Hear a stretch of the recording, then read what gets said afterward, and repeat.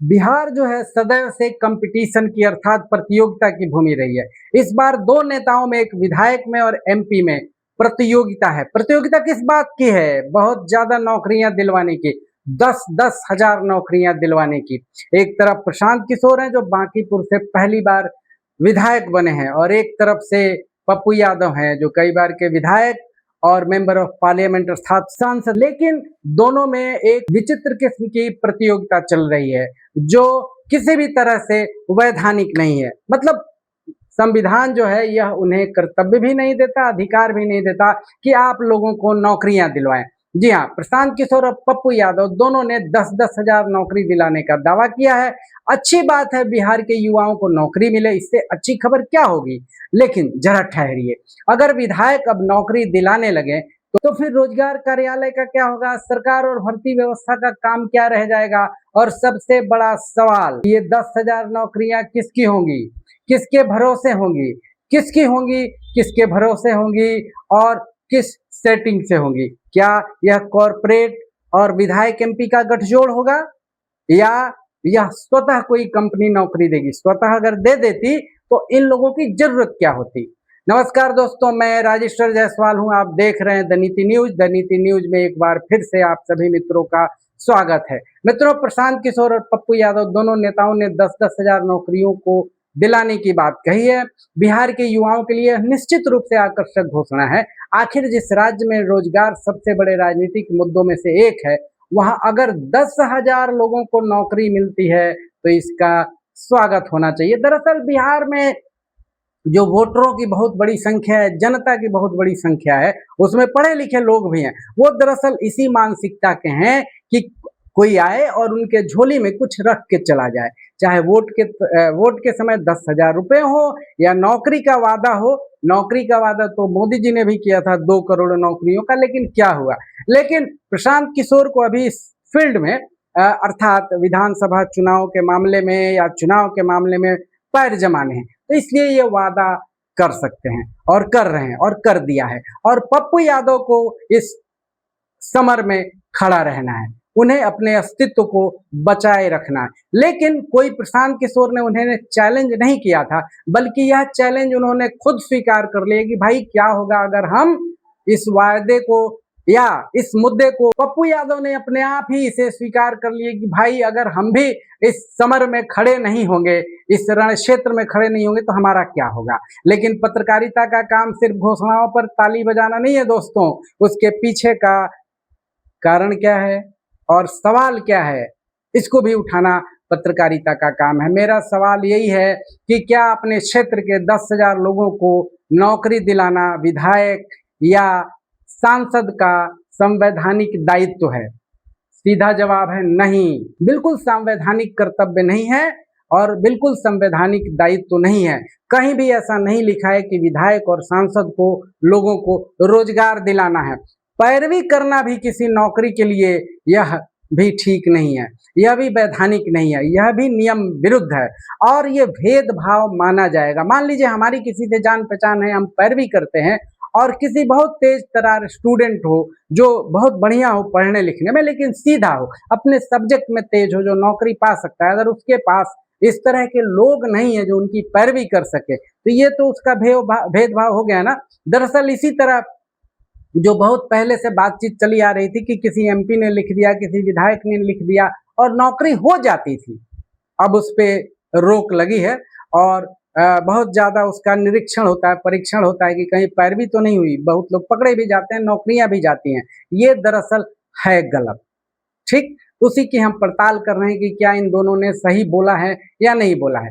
संविधान विधायक को यह जिम्मेदारी नहीं देता या सांसद को कि वह अपने क्षेत्र के इतने लोगों को नौकरी दिलाए। विधायक का मूल काम कानून बनाना, सरकार से सवाल पूछना, बजट नीतियों पर चर्चा करना और सरकार को जवाबदेह बनाना होता है, अधिकारियों से सवाल करना होता है, निगरानी करना होता है, जो आजकल नेताजी लोग नहीं करते, अर्थात विधायक भी नहीं करते, सांसद भी नहीं करते। नहीं तो आप देख लीजिए नालियों की स्थिति क्या है, गलियों की स्थिति क्या है, जल नल की स्थिति क्या है, पर्यावरण प्रदूषण की स्थिति क्या है, ठीक है, तमाम तरह की अव्यवस्थाएं और कुव्यवस्थाएं हैं, उनकी स्थिति क्या है।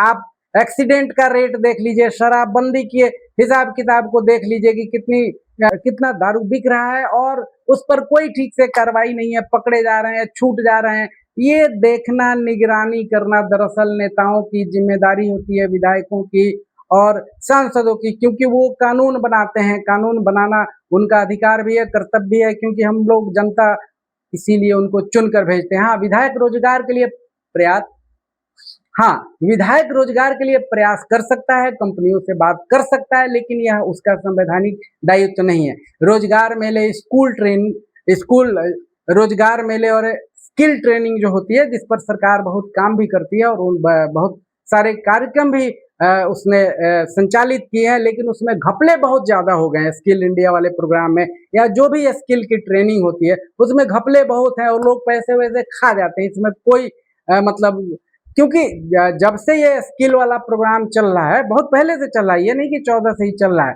लेकिन आप देख लीजिए कितनी सफलता मिलती है उसमें। खा पी के बराबर कर देते हैं लोग, ठीक है। तो उनका ये दायित्व है कि रोजगार मेला लगाएं, स्किल ट्रेनिंग दें, निवेश को बढ़ावा देने में भी भूमिका वो अपनी निभा सकते हैं। कई जो एमपीज हैं और विधायक हैं, ये सुनने में आता है कि उन्होंने ये काम कर दिया जिसके कारण ये फैक्ट्रियां आई। अगर उसमें किसी की नौकरी लगती है तो ये बहुत अच्छी बात है, ठीक, लेकिन ये एक प्रोसेस से होता है, ये व्यक्तिगत उपलब्धि नहीं होगी। इसमें सरकार की भागीदारी होती है, जो कंपनियां आती हैं उनकी भागीदारी होती है।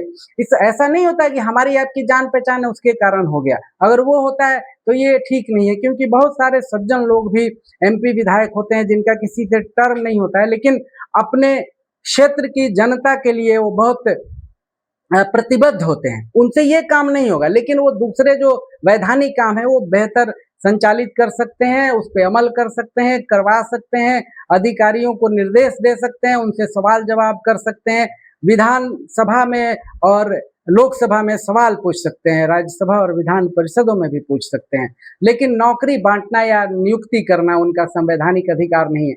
अब आते हैं असली मुद्दे पर। अगर प्रशांत किशोर और पप्पू यादव निजी कंपनियों के माध्यम से रोजगार उपलब्ध कराने की बात कर रहे हैं, तो इसमें अपने आप कोई वैधानिक समस्या भी नहीं है, लेकिन कुछ सवाल बिल्कुल जायज हैं। 10,000 लोगों का चयन कैसे होगा? क्या कोई पारदर्शी प्रक्रिया होगी? क्या योग्यता के आधार पर चयन होगा? क्या हर बेरोजगार युवक को समान अवसर मिलेगा? या जिनकी जान पहचान होगी, जो जातीयता में थोड़ा सा उच्च होंगे या उनसे संबद्ध होंगे, उन लोगों को नौकरी मिलेगी? और नौकरी वास्तव में होगी कैसे? स्थायी नौकरी होगी, कॉन्ट्रैक्चुअल होगा, वेतन कितना होगा, कंपनी कौन सी होगी, नौकरी कितने समय की होगी? क्योंकि सिर्फ 10,000 नौकरी कहना पर्याप्त नहीं है। या सिक्योरिटी गार्ड में नौकरी मिलेगी, ठीक है, ये भी हो सकता है, या कहीं बाहर जाके गुजरात में, महाराष्ट्र में, बेंगलोर में, चेन्नई में, उसमें कुछ लोगों को नौकरी दिला दी जाएगी। बहुत ज्यादा होते हैं ठेके के लिए, साल भर 6 महीना, लेकिन यहाँ आंकड़ों में तो जुड़ाव हो जाएगा। और यहीं से राजनीति और कॉरपोरेट के रिश्तों का भी सवाल आता है, ठीक है। राजनीतिक भाषा में एक शब्द है क्विड प्रो को, यानी कुछ के बदले कुछ। अगर भविष्य में कोई कंपनी अपनी किसी राजनीतिक व्यक्ति को फायदा पहुंचाए और बदले में सरकार बनने के बाद उस कंपनी को नीतिगत या व्यावसायिक फायदा मिले, तो यह गंभीर सवाल बन सकता है दोस्तों। लेकिन अभी सिर्फ नौकरी की घोषणा के आधार पर प्रशांत किशोर या पप्पू यादव पर ऐसा आरोप लगाना तो सही नहीं होगा, इसके लिए प्रमाण चाहिए। इसलिए सवाल आरोप का नहीं, पारदर्शिता का है और संवैधानिक सवाल है कि क्या उनके अधिकार में या कर्तव्य में है, या ऐसी व्यवस्था बनाना है, या इस तरह का माहौल उत्पन्न करना है कि नौकरियां आए और लोग समान रूप से जाएं, आवेदन करें और उनको नौकरी मिले। और क्या सरकारी नौकरी के अलावा, ये सरकारी नौकरी होगी या प्राइवेट होगी ये तो सवाल अलग है, क्या नौकरी के अलावा और कुछ नहीं है? क्योंकि नौकरी सबसे ज्यादा सुरक्षित विकल्प दिखता है, रोजगार नहीं है किसी तरह का, ठीक है, बिजनेस नहीं है, व्यापार नहीं है, छोटा या बड़ा, उसमें नौकरी से ज्यादा पैसा मिलता है, लेकिन सभी लोग रिस्क लेने को तैयार नहीं होते। और हाँ, अगर एक नेता 10,000 नौकरी दिलाने का दावा करता है तो दूसरे नेताओं पर राजनीतिक दबाव बनना स्वाभाविक है। लोग पूछेंगे कि अगर प्रशांत किशोर और पप्पू यादव रोजगार के लिए कंपनियों को ला सकते हैं तो बाकी नेता क्या कर रहे हैं, ये पूछेंगे, ये सवाल उत्पन्न होगा। इसी सवाल को देखते हुए जो है प्रशांत किशोर को कॉपी मारते हुए या उनके कंपटीशन में उतरते हुए पप्पू यादव ने यह घोषणा की है। यह लोकतांत्रिक प्रतिस्पर्धा के लिए अच्छी बात भी हो सकती है, लेकिन हमें यह भी देखना होगा कि कहीं रोजगार की राजनीति और धीरे धीरे कॉरपोरेट और राजनीति के लिए नई समीकरण में तो नहीं बदल रही है यह बात, ये देखना होगा। और एक बात और है दोस्तों, अगर ऐसा होगा केवल नौकरी दिलाना, नौकरी लाना, उनके लिए व्यवस्था करना, तो बहुत लोग कमीशन पे भी डिपेंडेंट होते हैं, आप माने या नहीं माने। ये बिहार का बच्चा बच्चा जानता है, हर आदमी जानता है कि कमीशन खोरी कितनी है। हाँ, एक बात है कि पप्पू यादव से या प्रशांत किशोर से अगर वो चाह लें तो कोई कमीशन नहीं लेगा, ये मैं मानता हूँ। मैं दोनों लोगों का एक तरह से कई बार विरोध करता हूँ, उनके तौर तरीकों का, व्यक्तिगत नहीं। लेकिन कोई चाह ले इन दोनों नेताओं में तो 1 रुपये का कमीशन नहीं ले पाएगा। लेकिन मेरी यह भी गारंटी है कि अगर उनके क्षेत्र में जांच करा दिया जाए तो वहां भी 60-70% आम होता होगा। डर के मारे कोई नहीं करे तो यह बात अलग। वैसे अभी प्रशांत किशोर तो शुरू ही नहीं हुए हैं, अब शुरू होंगे, ठीक है। अभी तो संभवतः वो विधानसभा में जाकर उन्होंने ओथ भी नहीं लिया है। प्रशांत किशोर जब ओथ ले लेंगे उसके बाद पता चलेगा कि क्या कर रहे हैं अपने क्षेत्र में और कमीशन लिया जा रहा है कि नहीं, अधिकारी द्वारा, उनके द्वारा नहीं। उनसे कोई कमीशन मांगने की हिम्मत नहीं कर सकता। इसलिए असली सवाल 10,000 नौकरी का नहीं है, असली सवाल है 10,000 नौकरियां किसके लिए, किस प्रक्रिया से और किस शर्त पर। क्योंकि अगर नौकरी योग्यता से मिलती है तो यह रोजगार की पहल है, लेकिन अगर नौकरी राजनीतिक पहुंच और कॉरपोरेट रिश्तों का रास्ता बनाती है तो फिर सवाल बहुत बड़ा है, और यह रोजगार है या क्विड प्रो को की शुरुआत है, यह देखना होगा। सबसे बड़ी बात है कि 1-2 नेताओं को जागृत होने की जरूरत नहीं है, और बिहार में बहुत सारी संभावनाएं हैं, एग्रीकल्चर में बहुत सारी संभावनाएं हैं, बिजनेस में बहुत सारी संभावनाएं हैं, सर्विस सेक्टर में बहुत सारी संभावनाएं हैं, ठीक है। लेकिन यहाँ इस तरह नौकरी देने वाले जो बड़ी बड़ी कंपनियां हैं वो आने से डरती हैं दोस्तों। सवाल सुरक्षा का है, ठीक है।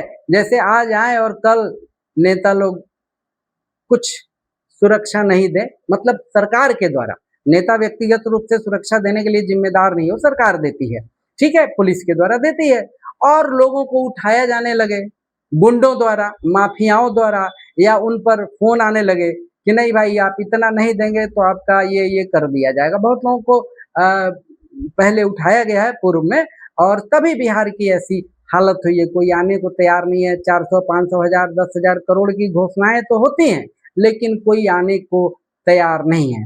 तो सवाल उठता है कि आखिर यह रोजगार है क्या, यह रोजगार है कैसा। इसे तो फाइनली पप्पू यादव और प्रशांत किशोर ही बता पाएंगे। दोस्तों, आपको अगर हमारा वीडियो ठीक लगे तो कृपया इसको लाइक करें, कमेंट करें, शेयर करें, और कमेंट में अपनी बात जरूर लिखें सब्सक्राइब करते हुए कि आपका इस पर क्या सोचना है।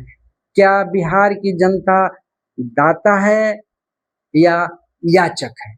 धन्यवाद।